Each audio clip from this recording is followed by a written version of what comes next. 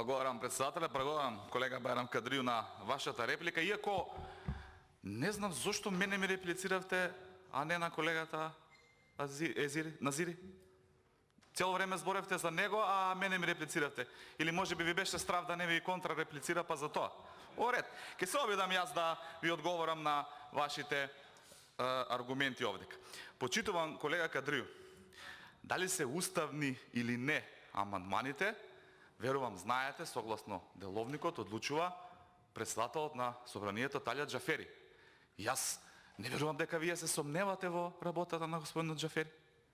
Ако се сомневате, ќе имат скоро интерпелација, па се надевам дека ќе ја поддржите, ќе истакнете дека господинот председател на собрание дозволил неуставни амандмани да се разгледуваат во комисиите. Второ, јас па не можам да го разберам од каде е толку носталгија кај вас од ДУИ за таа социјалистичка. Кај би се најде на вас у амандманиве социјалистичка да ви се привиди вака? Не знам, може би ќе објасните. Кои се најзагадени општини? Сите се загадени, колега Байрам Кадрију. Апсолутно сите општини во оваа држава се загадени. Каде е вината? Во сите нас. И во ДУИ, и во СДС, и во ВМРО. Сите се загадени и секаде треба да му се помогне. Кои се критериумите? Не знам дали ме слушавте и одговорив на колешката почитувана Арта. Истите критериуми. Не верувам дека мислите дека тоа е лотарија, како што бесник министерот за економија ги доделува субвенциите за пелети. Истиот принцип, прв дојден, прв услушен. Ако е тоа лотарија, ако мислите дека бесник игра лотарија, пак имате проблем со вашите кадри. Ребрендирањето го споменав како позитивна работа на ДУИ, го поздравив, ја повторно ќе го поздравам и мислам дека усвојувањето на зелената агенда е многу добра работа за ДУИ, ама треба и на дело тоа да го покажеме. Еве шанса, еве добар амандман, ајде да го покажете тоа на дело дека на вистина се грижите за зелената агенда и да помогнете во загадувањето. Сега, сами вие кажавте дека сте гласачка машина, дека нема државна стратегија во државата. Вие тоа го рековте. Вие сте изборник на народот.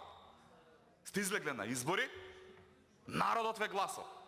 И вие треба да работите за интерес на тој народ што ве гласал, а не слепо послушнички да слушате некакви инструкции кои што ви доаѓаат од партијата, затоа што легитимитетот ви извира од народот.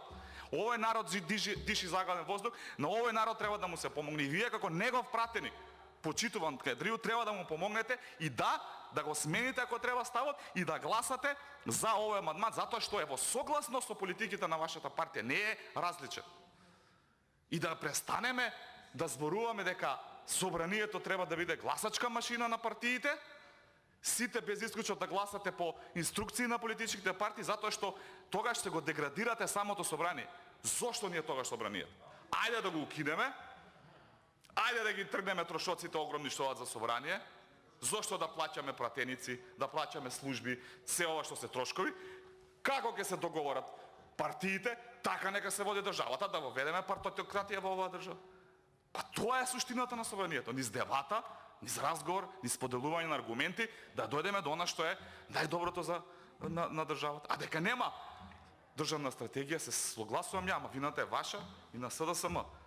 Дека сте гласачка машинерија, да, се согласувам, ама вината е ваша и на СДСМ. Затоа ајде надминете се и да го изгласаме овој убав, добар амандман во интерес на народот и гласачите кои што вас, нас и било кој дека го гласале. Благодарам.